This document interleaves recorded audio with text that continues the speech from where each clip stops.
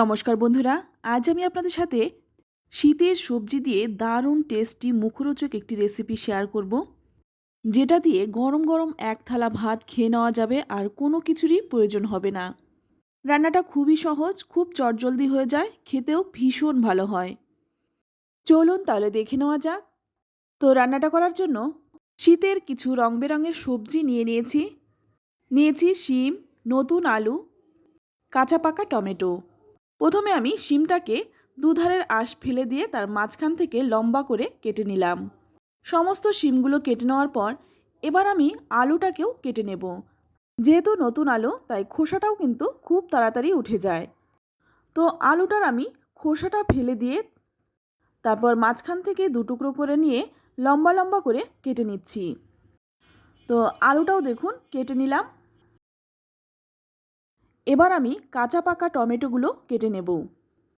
শীতের সবজিগুলোর মধ্যে শিম, নতুন আলু, কাঁচা টমেটো এইগুলো কিন্তু একদম অন্যতম একটি সবজি, যেগুলো প্রায় কম বেশি সকলেই পছন্দ করে। তো আজ আমি সেই সমস্ত সবজি দিয়েই দারুণ টেস্টি মুখরোচক রেসিপি আপনাদের সাথে শেয়ার করব। এই রেসিপিটি না আপনারা কখনো খেয়েছেন না দেখেছেন, একবার খেলে বারবার কিন্তু এভাবেই বানাবেন। তো দেখুন সমস্ত সবজিগুলো আমি কেটে নিলাম।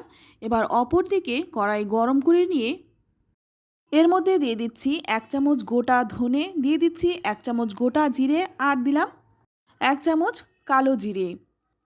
এবার দিয়ে দিলাম 7-8 কোয়া রসুন, দিয়ে দিলাম দুটো কাঁচা লঙ্কা, দুটো শুকনো লঙ্কা। এবার এই সমস্ত মশলাগুলো শুকনো খোলায় একটু 4-5 মিনিট সময় নিয়ে ভেজে নেব। খেয়াল রাখবেন যাতে মশলাটা পুড়ে না যায়।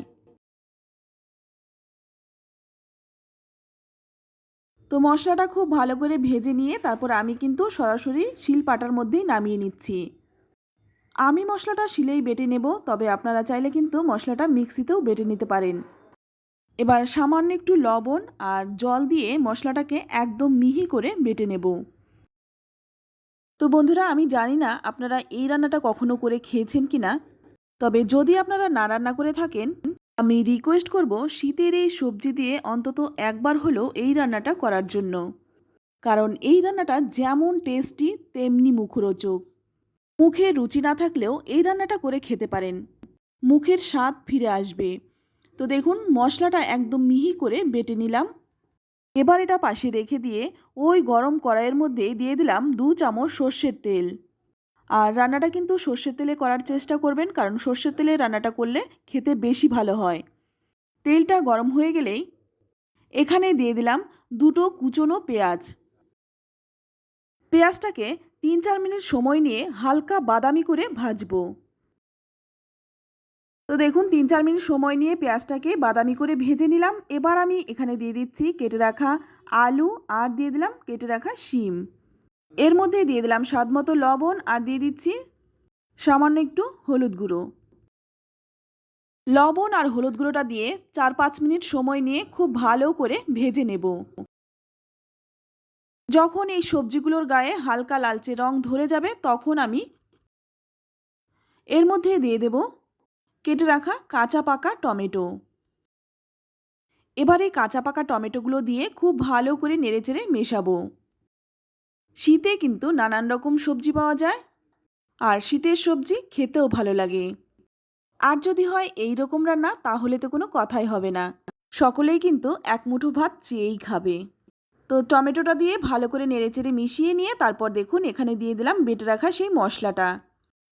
এবার এই মশলাটা দিয়েও 5-6 মিনিট সময় নিয়ে খুব ভালো করে সবজির সাথে কষিয়ে নেব। যখন দেখবেন মশলা কষিয়ে কড়াইয়ের গায়ে লেগে লেগে আসছে, তখন আমি এর মধ্যে দিয়ে দিচ্ছি কিছুটা জল।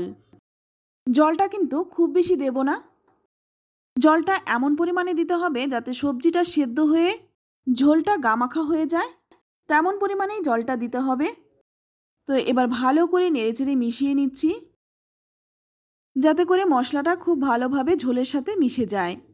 তো ভালো করে নেড়েচেড়ে মিশিয়ে নেওয়ার পর এখানে দিয়ে দিচ্ছি খুব সামান্য একটু চিনি। তবে যদি কেউ রান্নায় চিনি খেতে অপছন্দ করেন সেক্ষেত্রে চিনিটা বাদ দিতেও পারেন। তবে যদি খুব অল্প পরিমাণে চিনিটা দেওয়া হয় তাহলে স্বাদটা ব্যালেন্স হবে, খেতে ভালো লাগবে।